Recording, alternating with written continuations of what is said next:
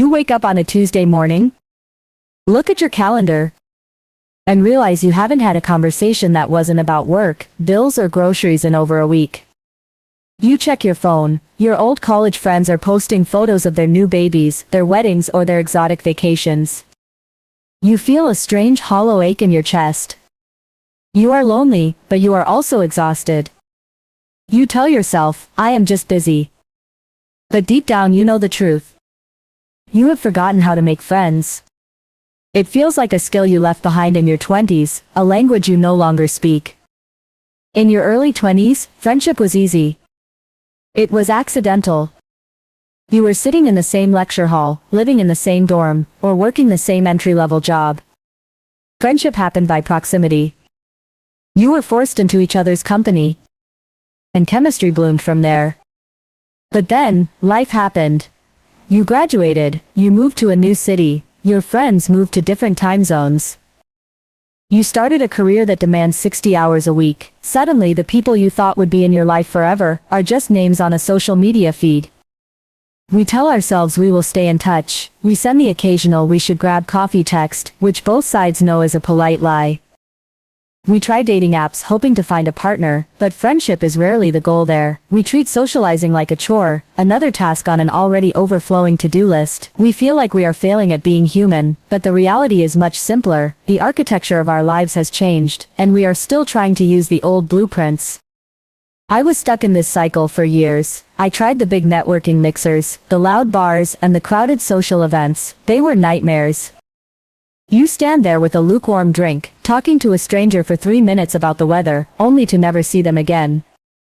It is shallow, it is draining, and it feels like a transaction rather than a connection. I was about to give up. I thought, maybe this is just what adulthood is, loneliness and spreadsheets. Then I stumbled upon a different approach. It wasn't a party, it wasn't a networking event. It was a small recurring group that met once a week at the same time, with the same people. There was structure involved. We weren't just standing around hoping to click, we were there for a specific purpose, a small hobby circle. At first it was awkward. I remember walking into that first session. I sat in the corner, clutching my coffee, wondering if I looked as uncomfortable as I felt. I didn't know these people, I didn't know their stories. But the leader of the group had a plan. There was a prompt, a guiding question, or a shared task that kept the conversation moving. We weren't forced to be best friends instantly. There was no pressure to be charming or funny. We just existed in the same room, working toward the same thing. Something magical happened around the 3rd week. The small talk stopped. It didn't happen because we were suddenly soulmates. It happened because of consistency. Seeing the same faces week after week creates a sense of safety. You start to recognize the way someone laughs. You remember that they have a dog, or that they are stressed about their boss, or that they love a specific type of coffee. By the 5th or 6th week, the wall finally came down. Real vulnerable conversations started to happen. I realized that everyone else in that room was just as lonely as I was. We were all just waiting for someone else to stop the performance and start being real. The structure gave us the permission to be human. It provided the how-is so we could focus on the who. If you are feeling the weight of isolation, stop looking for the big flashy social break. It doesn't exist.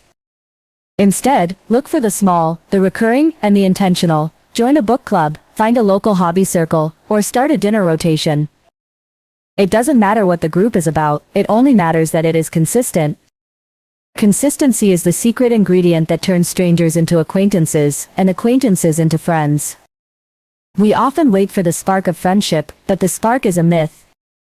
The fire of friendship is built with patience, repetition, and shared experience. It is not about finding the perfect person, it is about showing up to the same place, at the same time, enough times that you eventually become part of each other's lives. It is okay to be lonely, it is okay to be frustrated. But don't let that frustration convince you that you are unlovable, or that your social life is over. You just need to change your environment. You need to build a container for connection. Start small, be consistent, be brave enough to show up when you would rather stay on the couch.